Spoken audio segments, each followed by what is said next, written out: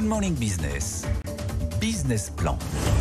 7h45 sur BFM Business et sur RMC Découverte. Notre invité, c'est Sylvain Duranton. Bonjour, vous êtes le directeur mondial de BCGX. On entendait Eric Schmidt ce matin, l'ancien patron de Google, dans les journaux nous dire à quel point la France était une terre incroyable pour l'intelligence artificielle. Il dit politiquement ça va, les cerveaux ça va, tout est super. Il dit ça pour nous faire plaisir et ça nous fait du bien, ou c'est vrai ? Alors, il y a du vrai, et je pense que c'est l'occasion d'un cocorico quand même, surtout pendant Vivatech, qui est aussi, je pense, l'illustration un peu de l'élan de la France autour de la technologie. On a de vrais succès en France. Alors, on a beaucoup parlé de Mistral il y a quelques temps. C'est là maintenant, c'est Pascal dont on parle beaucoup. Et on a des vrais talents. On a des talents d'élite qui sont formés en France, qui peuvent rejoindre les plus grands groupes de tech et puis qui après peuvent créer des entreprises. Donc, on a des choses qui sont très positives. Je pense qu'aussi sur le plan de la réglementation, la France a vraiment joué un rôle de leadership en Europe sur le façonner, finaliser le cadre réglementaire pour l'IA. On a des instituts de recherche. Donc, il y a vraiment beaucoup de choses sur le côté positif. Maintenant, sur le côté peut-être moins positif... Le financement, c'est des gouttes d'eau. C'est H qui vient de lever de l'argent que nous, on ne connaissait pas hier, mais vous les connaissiez. 220 millions de dollars, c'est super. Mais si je prends les tableaux de financement avec les Américains, mais c'est ridicule. Alors, 200 millions pour leur tour de financement, je pense que c'est sérieux.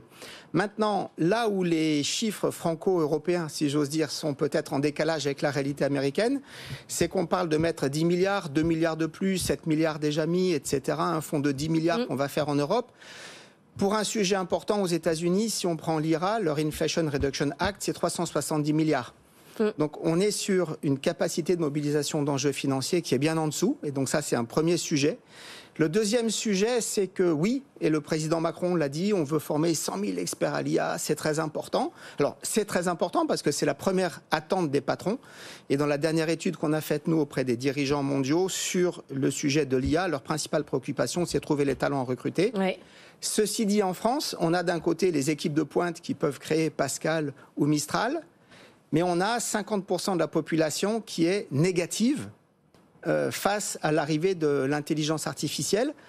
Et c'est en gros le double de ce qu'on a en moyenne au niveau mondial. Et on est le pays le plus négatif. Mais c'est quoi notre problème, du coup ? Je pense qu'on a un peu un problème d'une IA et d'une technologie à deux vitesses, avec d'immenses réussites, une élite qui réussit, qui porte haut les couleurs de la France.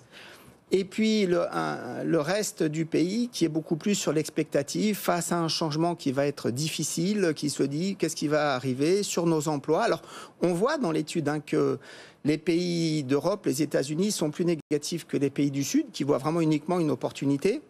Mais il y a vraiment besoin de réconcilier l'ensemble de la France avec l'intelligence artificielle. Mais là, c'est un sujet politique, Sylvain Duranton. C'est la fracture sociale, comme dirait Jacques Chirac. C'est ça le sujet. C'est l'élite qui réussit face à une masse de Français qui ne suit pas. C'est quoi la solution ? Je pense que la solution, c'est en grande partie l'éducation au sens... porter le message de l'IA, et ça a été beaucoup fait. Il y a eu la mission Villani, il y a eu maintenant ce qui a été fait par Anne Bouvreau.